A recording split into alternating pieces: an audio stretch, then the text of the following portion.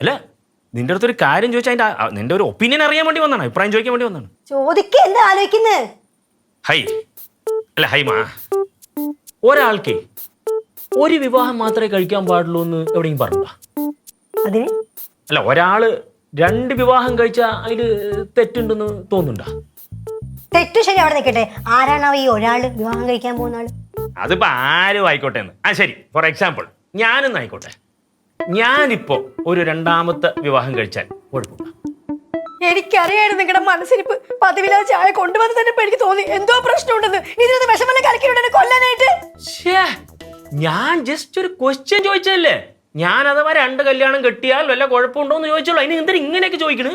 ആണോ? നിങ്ങൾ ഉത്തരം കേട്ടോ. അങ്ങനെ എങ്ങാനും നിങ്ങൾ 2 കല്യാണം കഴിച്ച് ഇവിടെ എങ്ങാനും വന്നാൽ നിങ്ങൾ 2 മുട്ടും കാലം തല്ലി പിടിക്കും. എന്നിട്ട് നിങ്ങൾ ഞാൻ വീൽ ചെയറിലിട്ട് ജീവിതകാലം മുഴുവൻ നോക്കിക്കോളും. എന്നാലും നിങ്ങളുടെ ഈ മനസ്സിരിപ്പ് നടക്കാൻ ഞാൻ സമ്മതിക്കില്ല.